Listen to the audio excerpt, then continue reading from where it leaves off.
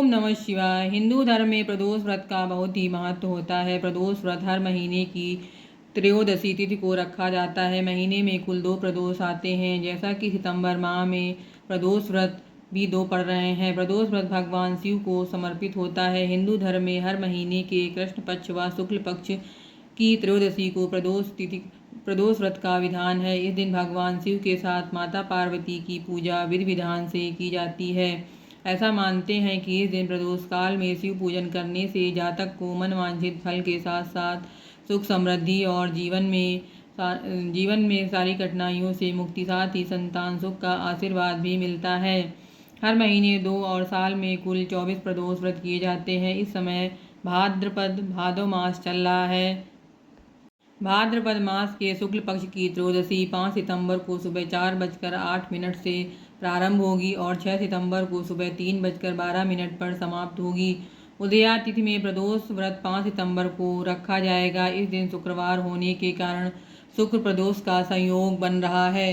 शुक्र प्रदोष व्रत के क्या लाभ हैं? शुक्र प्रदोष व्रत करने से भगवान शिव की कृपा मिलती है। इसके साथ ही शादीशुदा लोगों का वैवाहिक जीवन खुशहाल रहता है और पति पत्नी में प्रेम बना रहता है। इस व्रत के पूर्ण प्रभाव से धन, सुख, समृद्धि और सभी मनोकामनाओं की पूर्ति होती है। प्रदोष व्रत का पारण व्रत के दूसरे दिन किया जाता है। शुक्र प्रदोष व्रत का पारण 6 सितंबर को सुबह 6:02 के बाद करना ही अच्छा माना जाता है। व्रत के बाद व्रत कथा जरूर पढ़ना चाहिए। व्रत कथा शुक्र प्रदोष की इस प्रकार है। प्राचीन काल की बात है। एक नगर में 3 मित्र रहते थे। तीनों में ही घनिष्ठ मित्रता थी। उनमें से एक राजा का बेटा, दूसरा ब्राह्मण पुत्र, तीसरा सेठ पुत्र था। राजकुमार व ब्राह्मण पुत्र का विवाह हो चुका था। सेठ पुत्र का विवाह के बाद गौना नहीं हुआ था। एक दिन तीनों मित्र आपस में स्त्रियों की चर्चा कर रहे थे। ब्राह्मण पुत्र ने नारियों की प्रशंसा करते हुए कहा, नारीहीन घर भूतों का डेरा होता है। सेठ पुत्र ने यह वचन सुनकर अपनी पत्नी लाने का तुरंत ही निश्चय किया। सेठ पुत्र अपने घर गया और अपने माता पिता को अपना निश्चय बताया। उन्होंने बेटे से कहा कि शुक्र देवता डूबे हुए हैं। इन दिनों बहू बेटियों को उनके घर से विदा करा कर लाना शुभ नहीं, अतः शुक्रोदय के बाद तुम अपनी पत्नी को विदा करा लाना। सेठ पुत्र अपनी जिद से टस से मस नहीं हुआ और अपनी ससुराल जा पहुंचा।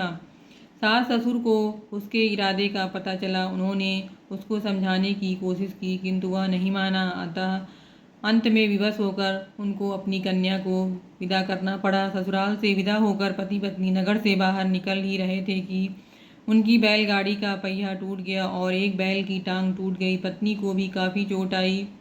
सेठ पुत्र ने आगे चलने का प्रयत्न जारी रखा। तभी डाकुओं से भेंट हो गई और वे धन धान्य लूट कर ले गए। सेठ का पुत्र पत्नी सहित रोता पीटता अपने घर पहुंचा। जाते ही उसे सांप ने डस लिया। उसके पिता ने वैद्यों को बुलाया। उन्होंने देखने के बाद घोषणा की कि आपका पुत्र 3 दिन में मर जाएगा। उसी समय इस घटना का पता ब्राह्मण पुत्र को लगा। उसने सेठ से कहा कि आप आने लड़के को पत्नी सहित बहू के घर वापस भेज दो। यह सारी बाधाएं इस कारण से आई हैं कि आपका पुत्र शुक्रास्त में अपनी पत्नी को विदा कराकर लाया है।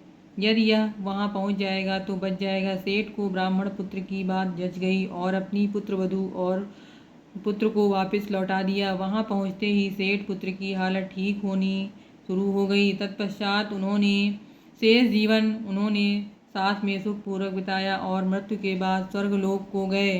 शुक्र प्रदोष रखने से व्यक्ति का जीवन सुखी रहता है। जीवन में आने वाली कठिनाई दूर होती हैं और व्रत मनोवांछित फल प्राप्त करता है।